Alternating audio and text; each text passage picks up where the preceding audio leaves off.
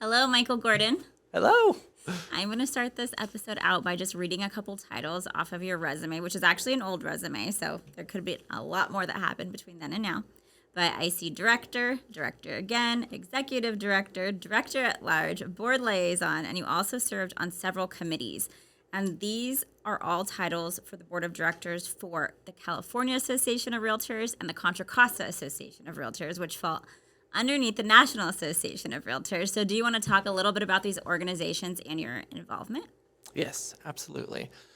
So the National Association of Realtors is one of the largest trade organizations in the world. And the work that we do, both at the state and local levels and nationally, is powerful for the consumers that we serve, for our industry, protecting private property rights, because there's constantly legislation being proposed in order to cost consumers, whether it's telling people what they can and can't do before they can sell their home, or if they can even sell their home, or who they can sell their home to, or taxes or extra fees that would be involved in a transaction, or worse, fees on our services for helping our clients. So constantly people are trying to dig their hands into the cookie jar and take what they can from the people that we serve. So we're constantly fighting for our consumers and their private property rights. And it's really some powerful work because lawmakers and legislators actually listen. Like when we show up, we have a very powerful voice and a powerful lobby with a lot of money and mobilization that really helps grab their attention and shape the way laws are made. Yeah, it's all very important things for the industry that most people probably don't even know about. Oh, yeah. So, you served on many boards and you're still very involved with these committees. And I think a lot of people also probably don't know that when you're a member of these committees, that's how you actually gain the title of realtor instead of just being a real estate agent. So that's because as realtors, we have to follow a code of ethics and we have to provide excellence to our communities. Do you want to talk a little bit about what holding that title means and kind of the path to get there? Absolutely. Thank you. Um, yeah, being a realtor is more than just being a real estate agent. Any of us can get a real estate license, but to actually be a realtor, you have to pay dues and you have to also subscribe and honor the code of ethics. And the code of ethics is the rules that we abide by. A lot of it's, common sense stuff or things that you would You think. would think. Ugh, You would think. right. Like do unto others as you would want them to do to you. Yet there's a lot of people that, don't abide by the code of ethics. And so we have a way to hold them accountable by reporting those violations and reporting them through the association where people can be dealt with. So if there is unscrupulous activity, I mean, the Department of Real Estate in each state is not nearly large enough to catch all of the activity that people are Right. doing wrong. And that's why us policing our own industry and calling out the bad actors is really important because there's a lot of people that really don't do right by others. And by us speaking up about it and holding them accountable with the code of ethics, there are ways to hold them accountable for their actions and create a better environment for consumers to be served on a much higher level. That and a ton of education. The education that's available through the association, it's literally more than I could ever digest in a lifetime. I know, actually, as I was preparing for this, I was going through and I was like, I need to get on here and learn more. So I get that there's so much that's offered. Yeah, it's funny because like even as I'm doing trainings and putting trainings together for our agents, and as I was going through the CAR and NAR website, and I've taken a lot of designation courses, I was overwhelmed by seeing so much more, and even their podcast, which has a ton of great information that's always up to date on what's going on in the industry. It's literally a wealth of knowledge just waiting to be tapped into. So I believe if more agents actually did, we would see a very different industry. Yes, I agree. And I should mention Michael's most important title on his resume that isn't updated yet, but he is one of the co-owners of E3 Realty as well as the chief learning officer. So he is responsible for all the training that trickles down to all of our agents, and we want to be represented by this code of ethics and by serving excellence to the community. So he makes it very important that our agents receive the training. Yeah, yeah, and I appreciate having this opportunity because, you know, I train for doing this like an Olympic athlete trains for the Olympics. You know, I'm reading, I'm studying, I'm training hard, and I'm really trying to stay on top of anything and everything that matters to our business and taking care of clients on a high level, reading case studies on where people are screwing up and things are going bad for clients and how to prevent that or avoid that. Risk management, like how do we do our job and protect our clients and also reduce liability for them, but also not create liability for ourselves. So it's really an art to do what we do for a living. So I love the opportunity to learn and to also pass along what I'm learning because with 20 plus years in this industry, I have seen a lot and man, I'm still surprised by the things that happened. Never a boring moment. Never. No, I love when you come back with your notes from these leadership events that are giving us little tips on the risk. That's my favorite topic of all time, mostly because Yes. it's my biggest fear of all time. Right? But the risk, like the most recent one you came back with, and this could be a whole other episode, but about removing your client's inspection contingency without them getting the quote for the insurance first. So that I Yes. was like, that blew my mind. And I just thought about all the risks that could potentially happen that may have happened in the past. And I was like, never again. Oh, exactly. Yeah, that was a big one where, you know, the change to our purchase agreement and the change to releasing that investigations contingency now automatically means if they can't get insurance, and of course being in California where, you know, fires have been Flood crazy bad. zones, you name it. Yeah. Yeah. All these natural disasters and there's areas where people are having trouble getting homeowners insurance for their home.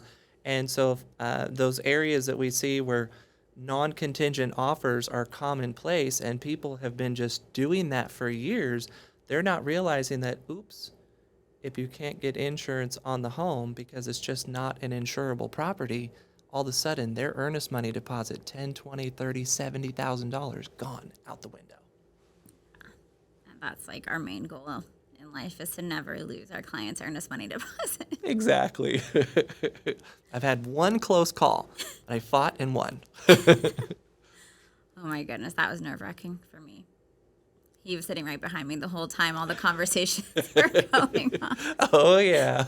So you mentioned the education that these organizations provide, but they also provide very innovative products and resources. And what would you say is one of the best resources or products that's available to realtors who are members of these associations, other than the whole encyclopedia of education we just discussed? It really is. I mean, it's there's so much there. There's no way to highlight even a fraction of it and still cover anywhere close what's available.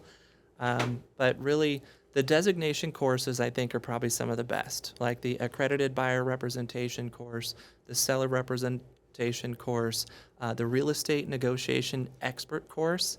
That one was a lot of fun.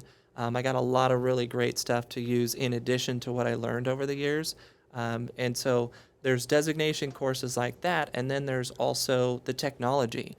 There's all kinds of different technology where the associations are approached by different technology companies, and we know how technology has just been exploding. Yes, yes. Well, now those companies come to the association and pitch their ideas and then offer free services to our members. So for the same dues that people are paying now, they literally get access to beta test or be the first adopters of emerging technologies to try them out and see how it incorporates in their business. And this is everything from technology on visiting homes, floor plans, CRMs, marketing tools like prospecting help, schedulers. So many different tools are available. So you've got those. And then you've also got all kinds of other local courses that the associations will put on and bring in professionals either from different industries or from our own industry to teach us how to serve our clients on a higher level. Yeah, one of my favorite things is the data that they put out every month. So if you want to talk a little bit about that and how detailed they get and some of the cool things that you can see, that would be great. Yeah, it's phenomenal.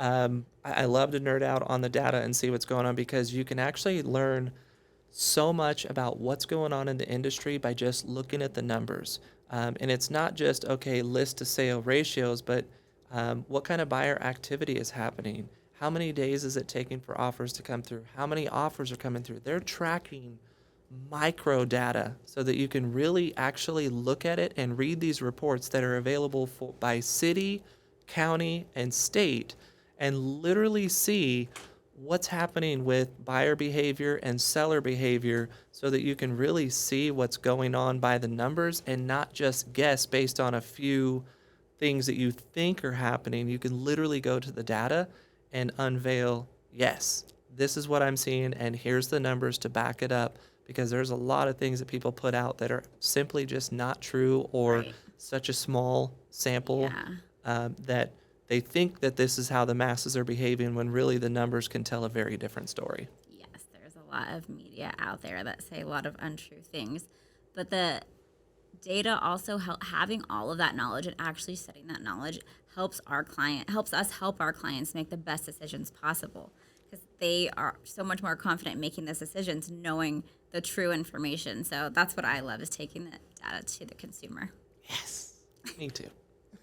So for realtors who are members of these associations, what would you say for them the importance is of being involved with the communities, volunteering, or with the committees, sorry, or if they don't want to volunteer their time, just simply attending the events that these organizations put on? Oh, that's huge. I mean, in fact, even for me, getting involved in organized real estate and actually volunteering on committees, I guess to kind of back up a little story of even why I got involved and what really showed the power of being involved. Um, I went to the state associations, the California, actually, I take that back because we'll be checking in on on another section later that's going to dive into that a little bit more. But really, just getting involved on the committees was powerful in a way that I learned a lot more about what's going on in the industry. Our forms, the purchase agreement, all the addendums, all the pieces that make these contracts come together and how we use them for negotiations. I learned that after getting involved in the association and finding out how do we use these things and how do these connect and how can we use them in negotiations. Or I was told if you want something to change in the industry, you need to show up and be involved. So I showed up, I got involved, and on the various committees, I learned more and more about the vendors and the different people that support the real estate industry and what would make a really good partnership and what makes one stand out versus the other. And then also all the different business that goes on to decide the rules that we follow, laws that are being, proposed, what's going on in the industry. And there's actually a lot of information from sitting on the committees where people are so involved with what's going on in the economy and what's affecting real estate that I was able to learn a ton more about all the back end pieces of how all this stuff comes together. And it's actually made me a tremendously better professional. Like getting involved in organized real estate, which has been less than 10 years. My career is 21 years, but for less than 10 years, it's been with organized real estate. And I felt like within the first 2 years of being involved in organized real estate, I learned more than the previous 10 years. It was like that much information. And I was lucky enough to get into real estate after you already did that, so I got to learn it all right away. So thank you. So the California Association of Realtors has something called the Realtor Action Fund. Yes. Do you want to talk a little bit about that? And I mean, you touched on it earlier about how much power we have when it comes to lobbying, but if you want to talk about that fund and how it helps homeowners as well as realtors. Absolutely. So the Realtor Action Fund is literally the money that we pool together to work on legislative issues. And this could be national, state, or even local issues. So I actually I look at it like an investment in our industry and an investment for the people that we serve. Because to tell a little story about why I got involved on a bigger scale and what led to actually starting to invest in the Realtor Action Fund is when I showed up to Legislation Week, which is a week where business professionals come together in California, in Sacramento, to go lobby legislators and talk about the different bills or laws they're proposing and weigh in on those issues. Well, I showed up with the California mortgage professionals. Okay, so and when I showed up, there was 32 of us from the entire state that showed up for the meetings. And when we went to go meet with lawmakers, I was literally meeting with staff, and maybe we would get to talk to the lawmaker, but usually we were talking to staff, explaining our position on the issues, and then they would deliver it. 2 weeks later, I showed up with the California Association of Realtors, now the Realtor Party of California. Over 2,000 members show up to the meetings, and all of a sudden, we're getting the red carpet treatment to come in and speak with lawmakers where there's, whether it's a small office or a big office, we're getting to sit directly with the lawmaker. They have staff there to take notes, but they are intently leaning in and listening to the feedback that we're giving them about the laws of like, hey, I know the intended purpose of this rule is X, Y, and Z, but did you realize that you're actually harming consumers and homeowners in these ways? And explain that. And they literally will take our advice and we'll have a dialogue back and forth, and they will listen and make changes to the way that they are either drafting the legislation or the way they're going to vote on the legislation. And so that literally blew me away. Yeah, that is mind blowing. Yeah, I mean, it just, and so I wanted to know more and more, okay, so why is this such a big difference? Like, why when I show up at the California Association of Realtors, do lawmakers sit and listen, but when I showed up with the mortgage professionals, which, I mean, let's face it, almost every person who buys a home needs some kind of financing, so mortgage professionals are plentiful. What's the difference? And the biggest difference I found out was the amount of money that is behind lobbying efforts and education, because it's really expensive to run any kind of education around a campaign. In fact, when there was a law being proposed with regard to designating rideshare like Lyft and Uber drivers to be independent contractors, their independent contractor status was being threatened.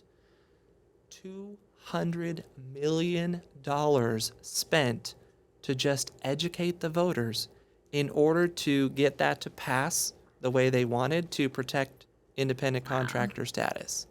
I mean, yeah, so it takes a ton of money just to educate voters, let alone all kinds of other pieces that go into play to fight, rent control or things that are going to impose restrictions on what our homeowners can do with their properties that they own. So seeing that money go to work and seeing it happen on a national and even a local level where literally what was being proposed gets changed, that's what got me to start investing. I look at it like the amount of money that I spend every year to the Realtor Action Fund is money well spent, because there's been countless wins that would not have happened without that money and mobilization. No, I agree, and I can think of some right now, but I want to hear from you. What some of those went? What are some of those your favorite propositions that have been passed? Or anything that's been passed, really. Probably one of the biggest was when the pandemic hit and we were all told to shelter in place, and we're all saying like, how are we going to take care of our clients? How are we going to, if I have to be at home, and I know that, we already had technology lined up to where we could work from home, but like showing a home, putting a home on the market, letting other people in to see the home, because most people don't want to buy a home without actually seeing it and walking through it and feeling it. And with everybody freaked out over getting sick and being sheltered in place, one of our biggest wins was actually lobbying for our industry to be deemed essential. So that was a massive win that makes me really proud to be a realtor, because it was literally a matter of weeks and we were deemed an essential business, and we were able to start helping our clients in a safe manner. Yeah. We had to do a lot around that. You remember? Yeah, no, that was a huge win. Exactly. Another big one was just this year. At Legislation Week, there was a bill being proposed or a law being proposed that was essentially going to force our homeowners who own rental properties to give their tenant first right of refusal to buy the property, which, I mean, hey, well intended where that was coming Yeah, no, from. And definitely. a lot of my clients are like that, where they literally will give their tenant the first opportunity to buy it off market without competition if they can qualify. There's a lot of renters that won't qualify currently to buy a home. And the way that this law was proposed, it was going to require homeowners to wait out that tenant to get pre-approved for financing. Goodness. Yeah, they could not sell it to anyone else until at least the first 30, 60, and 90-day windows were passed, meaning if you wanted to sell to your uncle, your brother, your family member, whoever, sorry, or worse, let's say a parent wanted to sell that property to their kid. Let's say their kid was not a homeowner, and now their child wanted to become a homeowner, and the parent wanted to sell it to the child and pass down what we have currently, which is the property tax exemption from being reassessed, and still have the parent's low tax bill. It's like, sorry, little Johnny, can't sell you the property. There's this new law in place that my tenant has to qualify 30, 60, 90 days. In fact, when you looked at it, it could be anywhere up to 6 to 12 months before that homeowner was going to be able to sell that property to anyone else. And think about that. Like, even Yeah. with this current market, what's happening? Right. Rising interest rates, prices are not going up the way they were before. In fact, there are some price reductions in some areas. So imagine being handcuffed to your property saying, I want to sell it today because I need to. Let's say you've got some medical expenses coming up. You've got some serious things that you need to pay for, and you're like, well, I don't have $300,000 sitting in the bank, but I have $300,000 in my property. If I sell my property, I can now have that life-saving surgery. And yet a law is in place that says, I'm sorry, you can't sell your property right now. Even though you could sell it to your tenant, if your tenant doesn't qualify, you need to give them at least 3, 6, 9, upwards of 12 months to buy the property. Who knows if that person would live that long to even see that happen, or worse, well, that's the worst. Right. But situations like that, or having to sell for less later. So ultimately, we showed up in force and literally made it our mission to lobby legislators this legislation week this year of 2022. And before we were done with the week of meetings, we put on so much pressure that the author of the bill pulled it, said, I get it, I understand this was well intended. Let's go back to the drawing board and figure something else out, because it was really for a good reason. You know, these lawmakers are not just trying to make people's lives miserable. Right. They just don't understand some of the unintended consequences, and that's what we do, make them aware of it. Yeah, that's awesome. But yeah, that last one you were talking about kind of defeats the purpose of investing in real estate altogether. Exactly. It would be so hard to convince your client to buy a home, knowing that when the time came for them to actually get the return on their investment, you might not be able to help them do that. Exactly. And that's why being involved and understanding what's being proposed, because there's thousands of laws being proposed every single year. And the California Association of Realtors, in fact, every state association has all kinds of people on staff that are sifting through these, looking for what's real estate related, what's going to affect our clients, and they make us aware of it. They will text us, call us, email us, and give us these scripts that we can literally, within a click of a button, 30 seconds, we can send messages to lawmakers about what's being proposed and what our position is on it. So they do all the heavy lifting for us to where we can spend 30 seconds, and it's crazy because I'm getting responses back from these lawmakers of, I heard you loud and clear. Thank you for voicing your opinion. This is what I'm doing to work on this change. I've literally had local and state people email back responses to these things. So it's not fake. And for people who do want to contribute, I contribute. I donate. I don't have time to do anything else, but I donate. What's the best way for them to do that?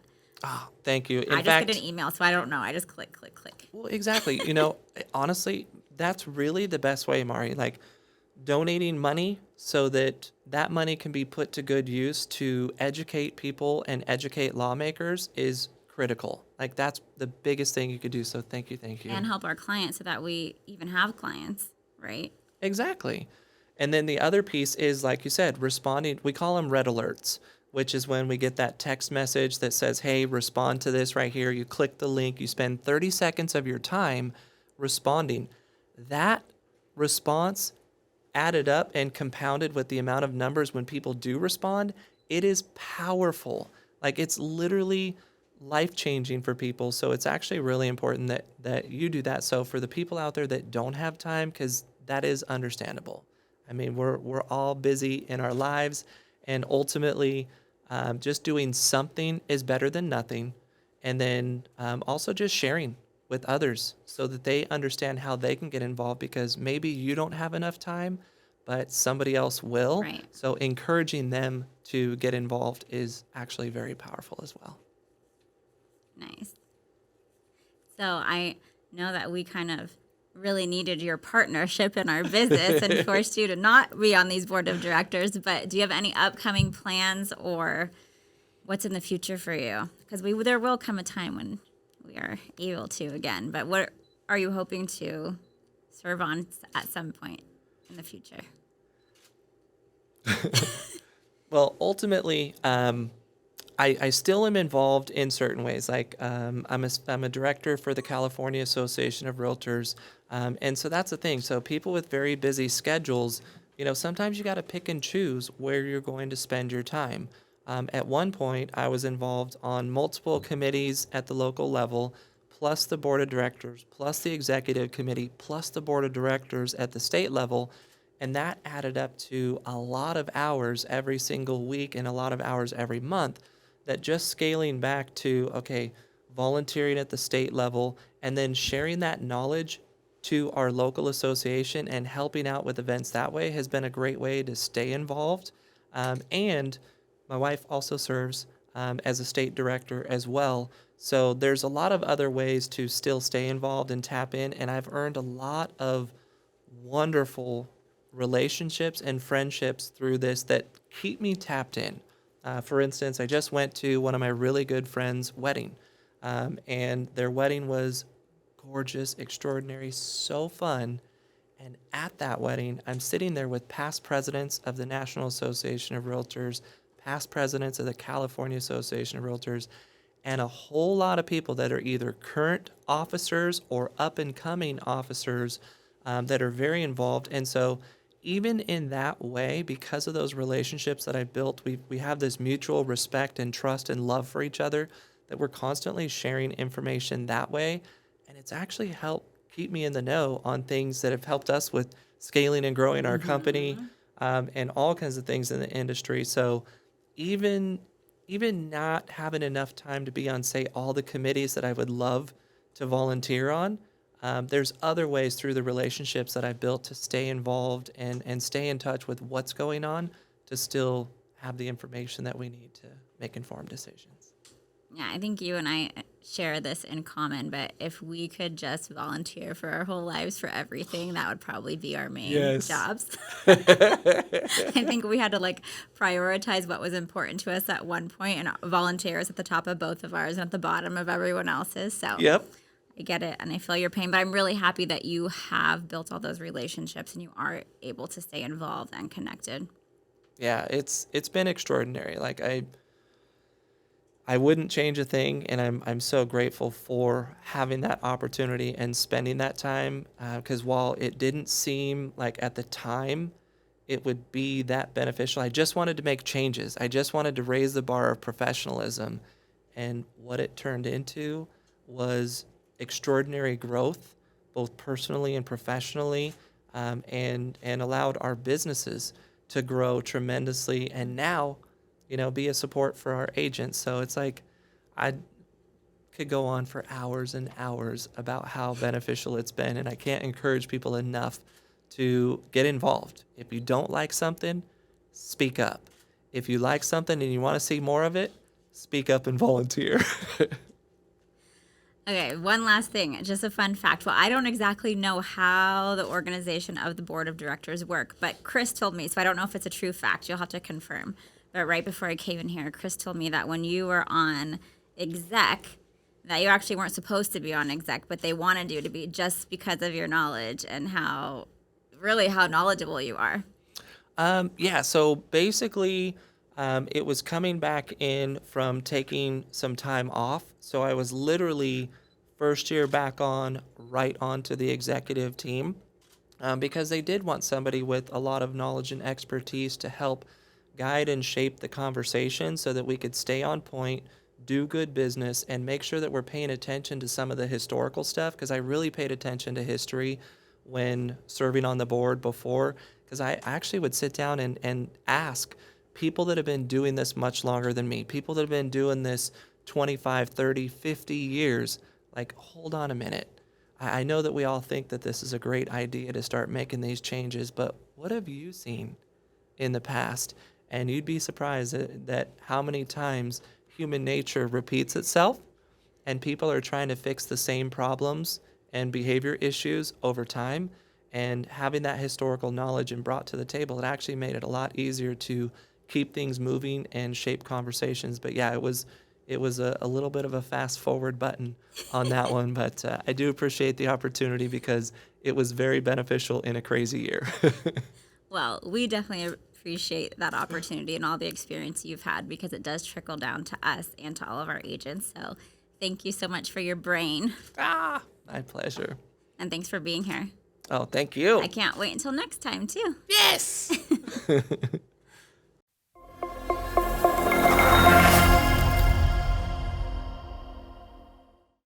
Hey, it's Mr. and Mrs. Smith. Be sure to check out our podcast on $1 Million Listening with Mari.